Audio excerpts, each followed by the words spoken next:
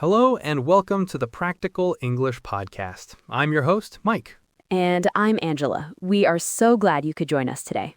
Today we have a really important topic, especially for anyone using English in a professional setting. We're going to be talking about the passive voice. That's right. The passive voice can seem a bit tricky at first, but it's incredibly common in emails, reports, meetings, and all kinds of formal communication at work. And learning how to use it correctly can really help you sound more neutral, professional, and even more diplomatic. This episode is perfect for our A2 to B1 level learners who want to boost their business English and feel more confident. Exactly. So in this episode, we're going to cover everything you need to know. We'll start with what the passive voice actually is. And we'll also look at how to form it with a really simple structure. We promise it's not as scary as it sounds. Definitely not. And after we've covered the basics, we'll dive into the most important part, the why and when. We'll give you lots of common professional examples that you can use in your own work.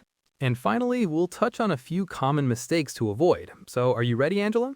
Then, to really make sure you've got it, we'll have a short practice session where we look at a real-world business email and see how the passive voice can make it better. I'm ready. Let's get started. And finally, we'll wrap up by touching on a few common mistakes to avoid, so you can use the passive voice with complete confidence. All right, so first things first, what is the passive voice? To understand the passive, it's easiest to start with its opposite, the active voice. Good idea. The active voice is what we usually use in everyday conversation. It's very direct. Exactly. In an active sentence, the subject is the one doing the action. The structure is simple. Subject, then the verb, then the object. For example, Mike sent the documents. I am the subject, sent is the verb, and the documents is the object. I am doing the action. Right, it's clear who did what. Now, the passive voice flips this around. The focus of the sentence is no longer on the person who did the action, but on the object that received the action. So how would my sentence, Mike sent the documents, change in the passive voice? It would become, the documents were sent. Notice how the documents is now the subject of the sentence. We're focusing on the documents and the action that happened to them.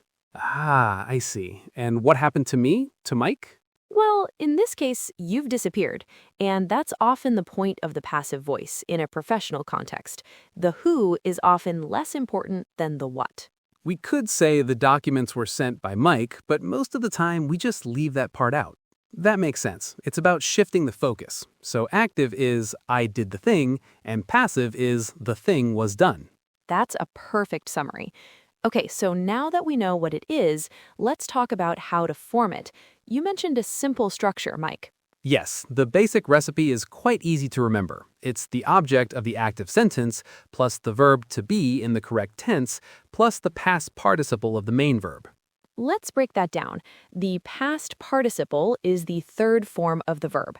For regular verbs, it just ends in ed, like sent, finished, completed. For irregular verbs, it can be different, like written, made, or spoken. Right, and the verb to be changes depending on the tense. This is the part learners need to practice. So let's go through a few examples. How about the present simple? An active sentence could be, the manager approves the reports. Okay, so in the passive, we start with the object, the reports. Because reports is plural and we're in the present tense, the verb to be becomes are. And the past participle of approve is approved. So, the reports are approved. Perfect. What about past simple? Let's use the active sentence, someone made a mistake. This is a classic one for the passive voice. The object is a mistake. The tense is past simple, and the subject is singular, so to be becomes was. The past participle of make is made. So, a mistake was made. Much more diplomatic than saying you made a mistake. Let's do a future tense. Active. We will finish the project next month. Okay, the object is the project. For the future tense, to be becomes will be. The past participle is finished. So, the project will be finished next month. That sounds very professional.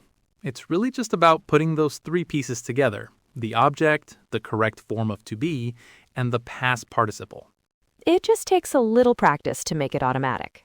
Absolutely. And it's important to remember this structure works with other tenses too. For instance, the present perfect is very common. The active sentence, we have completed the first phase, becomes The first phase has been completed. We use has been for singular objects and have been for plural ones. It's perfect for announcing milestones. Okay, now for the most important part. We know what it is and how to build it, but when should we actually use a passive voice at work? This is the key question. Using it in the right situation is what makes you sound professional. There are 4 main reasons it's so common at work. Let's go through them. Okay, what's the first reason? The first reason is when the action is more important than the person who did it. The result is the main point, not who achieved it. Right, so in a team update or a report, you want to focus on progress. You wouldn't list out every single person's name for every task. Exactly. For example, instead of saying, Anna from marketing wrote the press release, you would just say, the press release has been written. The important thing for the team to know is that the press release is ready. That's a great example. It keeps the communication clear and focused on the work itself. What's the second reason? The second reason is when we simply don't know who did the action, or maybe it's obvious and doesn't need to be stated. Ah, yes. Like if you come into the office in the morning and notice something, you might say, the coffee machine has been fixed. You don't know who fixed it, and it doesn't matter. The good news is that it works. Or in a more serious context, the server was hacked over the weekend. At the beginning, you might not know who the hacker was. The focus is on the problem. Okay, that makes sense. So we use it when the action is the focus, or when the doer is unknown. What's the third reason? The third one is very important for professional tone. We use it when we want to sound neutral and objective. It makes your writing sound more formal and less personal. This is really common in scientific papers or official company announcements, right? Yes, absolutely. Instead of a manager writing, I have decided to change the dress code, which sounds very personal. Right. An official announcement would say, it has been decided that the dress code will be changed. It sounds like a company-level decision, not just one person's opinion. It's more authoritative. I see. It removes the personal element and makes it feel more objective. Okay, that brings us to the fourth and final reason. I have a feeling this one is about being polite. You guessed it. The fourth reason is to be diplomatic because we don't want to blame someone directly. This is probably the most useful one in day-to-day office interactions. Okay, give me an example. Imagine your colleague was supposed to send an invoice to a client, but they sent the wrong one. The active sentence, you sent the wrong invoice, is very direct and sounds like an accusation. Yeah, that could definitely create some tension. Instead, you could say, it looks like the wrong invoice was sent. It communicates the problem without pointing a finger. It allows you to focus on the solution together, like saying, how can we fix this, instead of, what did you do? That is so useful. It's a much softer, more collaborative way to handle mistakes. So to recap the 4 reasons, the action is the most important, we don't know who did it, we want to be formal, or we want to be diplomatic and avoid blame. Perfectly summarized. Now, I think it would be helpful to go through some very common workplace examples that our listeners will probably hear or need to use. Great idea. Let's start with a simple one you might see in an email. The documents were sent yesterday. Okay, this one fits our first reason perfectly. The action, sending the documents, is the most important piece of information. The recipient just needs to know that they're on their way. Exactly. Here's another one. The decision was made last week.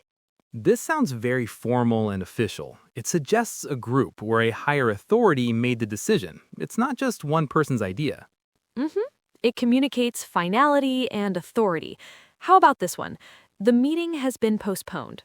Very common. Again, the important information is the change in schedule. We don't need to know who postponed it. It's just a factual update. Right. And here's one for project updates. The project will be completed soon. This is a great forward-looking statement. It's a promise about the work, not about a specific person's efforts. It sounds confident and professional. I agree. And one last one for when there's a problem. The issue is being investigated. This is a fantastic phrase. It reassures people that the problem is receiving attention without needing to give specifics about who is working on it. It shows the company's taking action. Yes, it's a very useful sentence for customer service or internal communications when you don't have an answer yet, but you want to show you're on the case. So we've covered the what, how, and when. The passive voice is a powerful tool, but are there any common mistakes learners should try to avoid, Angela? Yes, definitely. The biggest mistake is probably overusing it. While it's great for formal and diplomatic situations, the active voice is still your best friend for most communication. That's a great point. Why is that? Because the active voice is generally clearer, more direct, and easier to read. If all your sentences are in the passive voice, your writing can become very heavy, vague, and difficult to understand. It can sound like you are avoiding responsibility for everything. Totally. So the key is balance. Use the passive voice strategically when you have a specific reason to, like the four we discussed. But for clear, simple instructions or updates, active is often better. Exactly. Another common mistake is a grammatical one, using the wrong form of the verb. Learners sometimes forget to use the past participle, or they use the wrong form of the verb to be. Ah, yes. So they might say, the report was right, instead of the report was written. Precisely. It's a good reason to spend some time reviewing those irregular verb lists.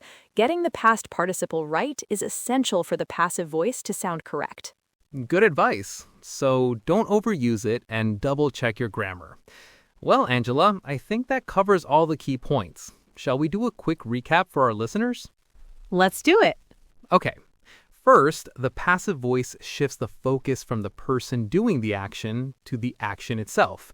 The active sentence, I sent the report, becomes the passive sentence, the report was sent.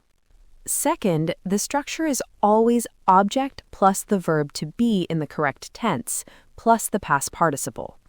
Third, you should use it at work when the action is more important than the doer, when you don't know who did it, when you want to sound formal and objective, or when you want to be diplomatic and avoid blaming someone.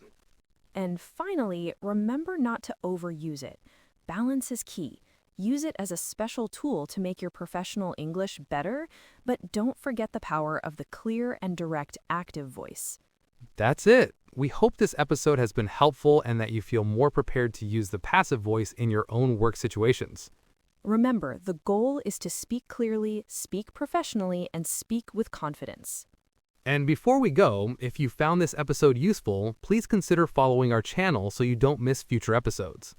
Yes, and please give this episode a like. It really helps us out. And we'd love to hear from you. Please write in the comments what topics you would like to listen to in our next episode. We make this podcast for you, so your suggestions are incredibly valuable. Thank you all for listening to the Practical English Podcast. Until next time, goodbye.